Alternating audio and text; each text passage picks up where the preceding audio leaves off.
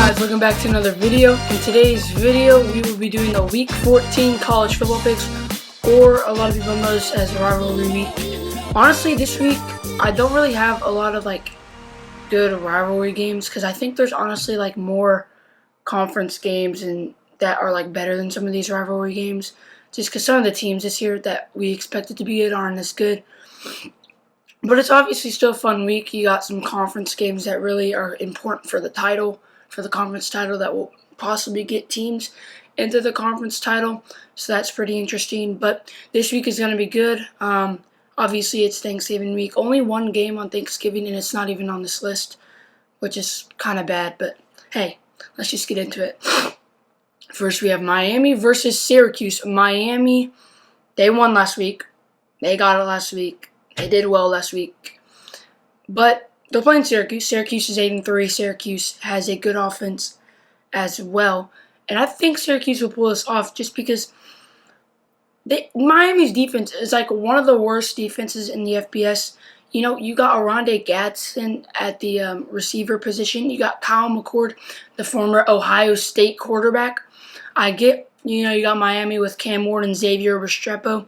But I think Syracuse will pull the upset here just because Miami has struggled versus big comp this year. Obviously, they lost to Georgia Tech, who is Syracuse's level. So I got Syracuse beating Miami as the upset, in Miami not making the conference championship game. Or actually, they might, because Clemson is on this list. I'm not gonna say anything yet about that. But next we have Georgia Tech versus Georgia. This is obviously on a Friday. I think I did it wrong. Miami and Syracuse on a Saturday, but I did the Georgia Tech versus Georgia game. It's on a Friday. It's probably the best game Friday. It's going to be at Georgia, and they're coming off of 2 wins versus Tennessee and UMass. They obviously played UMass last week. Pretty easy game. I'm pretty sure they won 59-21. Carson Beck is way more consistent now. He's playing a lot better. But I think, they got good receivers. Not the best standouts, but you got good tight ends. You have 3 tight ends that would start. If they transferred, they'd all start like any other school. You got Oscar Delp, you have Lawson Lucky, and you got Ben Urosek. Those are going to be his main targets. They are very key pieces to Georgia's offense. But you got Eric Singleton for Georgia Tech, who's the main target for Haynes King. Obviously, Haynes King returned versus Miami, and they won that game. They pulled that upset. And has 600-plus receiving yards and 2 touchdowns for Eric Singleton. But I think Georgia right now, just with the momentum they're playing on, I think they're a bit too strong for Georgia Tech. I got Georgia beating Georgia Tech. Next, we have one of the biggest games all season. Well, honestly, not as big as we thought. It was anticipated at the beginning of the year. It's Michigan and Ohio State. Obviously, Michigan isn't as good this year. 6 wins, 5 losses. Ohio State is, honestly, in my opinion, the best team in college football. But Davis Warren is back. He's starting for Michigan again. Obviously, Orji struggled. Jack Tuttle retired from college football because injury problems. And he's doing way better. He's thrown, I think, 4 touchdowns and 1 pick since his return. But Ohio State's coming off of a big win versus former number 5, Indiana. And you got Travion Henderson and Quinshon Judkins. Imagine if Quinshon Judkins or Travion Henderson just played by themselves. They'd be top running backs, and they still are top running backs. But Michigan also has their own RB duo of themselves, of Khalil Moynes and Donovan Edwards. Obviously not as good as an RB duo or running back duo, because Donovan Edwards really isn't that good. But then Emeka Egbuka and you got Jeremiah Smith at the wide receiver duo, and Michigan doesn't have that. Michigan does not have a good wide receiver, any really standout wide receivers. They do have Colson Loveland, the tight end, 500-plus receiving yards and 5 touchdowns, but I got Ohio State point away from this one. It might even be a blowout. I got Ohio State winning. Next, we have the game I was talking about earlier. It's South Carolina and Clemson, and they got 2 great quarterbacks battling it out. It's going to be at Clemson, I'm pretty sure. You got Kate Klubnik and Lenore Sellers. Lenore Sellers has been on it these past couple weeks. South Carolina has, I think, won their last 5 games. But then you got Antonio Williams, big wide receiver for Clemson. He's going to be good next year.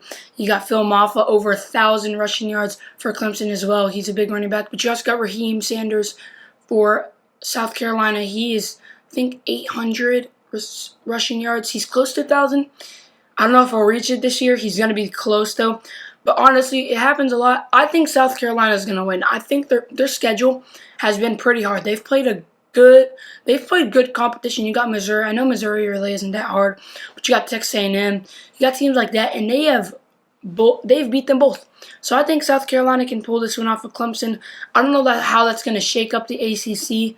I think it might open up a spot for another team like Pitt maybe, but I don't know if Pitt's really good enough now. If Clemson and Miami both lose, it's gonna be crazy in the ACC. I honestly don't know what would happen. But moving on, we have Auburn versus Alabama, and Auburn got that big overtime win versus Texas A&M by 2 points. But you're playing Alabama, and it's at home, and I think that's what matters to me.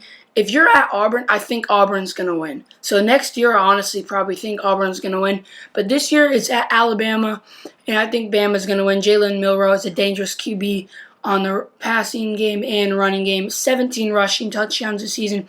I get Auburn has Peyton Thorne, the guy from Michigan State a couple years back. He's all right. You got Jarquez Hunter from Auburn. He has over 1,000 rushing yards, but I don't think that's going to be enough. I think Bama wins because they're at home, so I got Bama beating Auburn. Next, we have Florida versus FSU, and FSU has not been on the list for a while, obviously because they're 2-9. They did beat Charleston Southern last week, 41-7. And DJ Lagway, though, for Florida has been a great starter, obviously way better than Graham Mertz. Bryce Thornton, big on defense, 3 interceptions for Florida. You got Tyreek Sapp with 6 sacks. You got Elijah Badger, 700-plus receiving yards. FSU really has no standouts. You got Ja'Kai Douglas at the wide receiver position, but he only has about 400 yards this season. I mean, I don't think Florida State used their transfers well enough. Obviously, Florida State's so bad now that all the recruits actually are just leaving. Like I think this morning, I think it was like a couple hours ago or a couple days ago, there was a Florida State recruit that flipped, like he decommitted from Florida State and he committed to Florida. Like that's how bad it is for Florida right now, or Florida State. I mean, Roydell Williams, the guy from Alabama, the running back that we thought would be amazing start over Lawrence Tofili, has had like 58 yards the whole season. He has not played in a while. They've struggled all year. I got Florida getting, sadly, I hate to say this, but I got Florida getting an easy win here. Next, we have the game of the week, Texas versus Texas A&M. I was looking at the ticket prices on ESPN, and the cheapest seats are $527. And those are probably bleeder seats. You know how big Kyle Field is? It's a massive stadium. So imagine just sitting at the very top and paying $500 for those seats. Obviously, you got like Ticketmaster, SeatGeek, all those ticket whatever places that you can get them cheaper. But still, I doubt they're going to be much cheaper. I bet they're going to be, even for the bleeder seats, $300. But anyways, back to the actual game. We got Andrew Makuba, and Anthony Hill. They're both big on defense. I mean, Anthony Hill has 7 sacks. He's leading Texas in sacks. Makuba has 4 interceptions. Quinn Ewers is starting to do much better. Obviously, coming off of a win versus Kentucky. Isaiah Bond, is he 100%? Obviously, Bond has gotten limited playing time because of this small injury he's had. So they got Matthew Golden as their main guy, and he's played very well. Matthew Golden, I think, has 500 receiving yards and 8 touchdowns, which is very good. I'm not surprised if he gets all SEC. I'm not surprised if he doesn't either. But Marcel Reed is also a great QB for Texas A&M. He didn't play bad versus Auburn last week. I wouldn't say he played very bad. There was obviously a flaw that Texas A&M held. Texas A&M, though, they have a lot of great pieces like Texas. You got Noah Thomas, your main wide receiver, 500-plus yards receiving this whole season. He is a great young wide receiver. Same with Le'Veon Moss. He's a great young running back. I think Le'Veon Moss, even though he's only had 700 rushing yards all year, I think he's one of the best running backs in college football, and he will be one of the best running backs in college football. But I think Texas pulls this away, even though Kyle Field very loud. I think Texas can hold on. I think A&M, they're going to be ready for this game, but they've lost to Auburn by 2, and Auburn, to be honest, isn't very good this year. So I got Texas beating Texas A&M. I think they just have more pieces, and those pieces that have been struggling, like Quinn Ewers and Isaiah Bond. I think this week maybe Isaiah Bond comes back. I'm gonna have to read more sources, but I think this week Quinn Ewers stays on his consistency and he plays well. So I got Texas winning. Next, we have Iowa State versus Kansas State, and this was like the conference battle I was talking about. Obviously, Iowa State struggling a couple weeks back. Kansas State struggling now. And this is going to be a good game. Iowa State ranked. Kansas State isn't ranked. But I think both Avery Johnson, who is at Kansas State, and Rocco Becht at ISU, they're both struggling. And they honestly, they were meant to be good quarterbacks. I'm going to be honest. There were so many people, and including me, I was hyping up Avery Johnson. Not really Rocco Becht, but I was hyping up Avery Johnson because he was supposed to be a top QB, like a Heisman candidate, in my opinion. I mean, Kansas State, though, they got DJ Giddens at the running back, and they don't really have a standout wide receiver like Iowa State does. Iowa State has the Jaden Higgins, who is 1,000 receiving yards this season. I think he has 8 touchdowns, and that's pretty big. Iowa State always has a good receiver. That's going to be Rocco Becht's main target. I got Iowa State pulling this away. Even though they're going to be at Kansas State kind of have struggled against ranked competition and like actual competitive teams this year. So I got Iowa State pulling it off and getting their chances getting their chances better to make the conference championship. Next we have USF versus Rice. Had to put USF on this week because this is USF's time. They could make a bowl game if they win this. Bryce Archie, the backup quarterback, who obviously replaced injured Byron Brown, is playing very well. They destroyed Tulsa, and I'm sorry because I'm a USF fan, and I'm sorry to all my USF fans if any USF fan watches me out there, and my family, because my family is USF fans. I'm sorry for saying Tulsa would win because Tulsa got smoked. Like, it was like 49-7. It was bad. I looked at the score and I was like, why did I pick Tulsa? I thought the Cooper Legas for Tulsa would do good. Obviously, I was not right at all. Nowhere near right, but let's just get back into this game. You got Kelly Joyner for USF. He has 700 plus receiving yards or rushing yards all season and 11 touchdowns, which is crazy. You have 700 rushing yards, which honestly isn't that much, but you have 11 rushing touchdowns, which is a lot. E.J. Warner, Rice's quarterback, has played very bad all year. 13 interceptions and just 14 touchdowns thrown. Rice has no true standouts. They're really bad. I'm pretty sure they're 3-8. I think USF, if they beat Tulsa, who had like 3 wins last week, like that, I think they can beat Rice by more. I honestly kind of want to go to this game because it's Rice and it's in Houston. It's at Rice, and Rice is it's not too far from where I am. So I kind of want to go to this game, but I don't know. I just thought of that when I was researching. I kind of want to go to the game. But yeah, I think USF will pull this off pretty easily. They've played very well. They blew out Charlotte. They blew out Tulsa.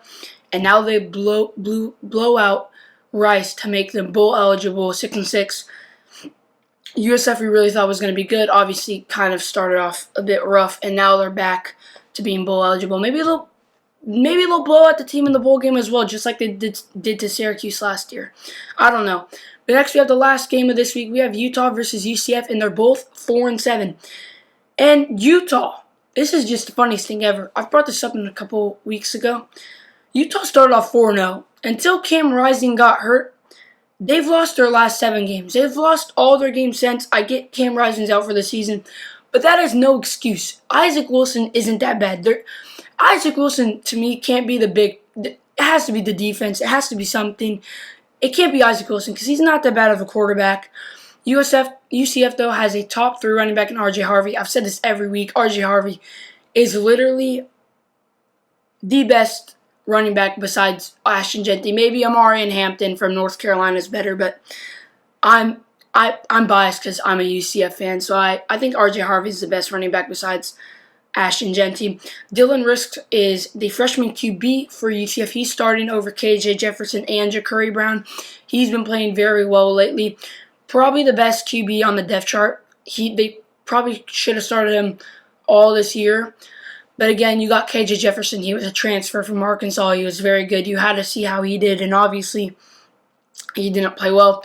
Utah, though, does have a good running back as well. You got Micah Bernard, 900-plus rushing yards for him. But then we go back to UCF, and they have Malachi Lawrence, who is honestly a great defensive lineman, one of the best in college football. 5 sacks this year. I think UCF's going to pull off the win versus Utah. Utah loses 8 games in a row, or their last 8 games, last all last 8 games of the season.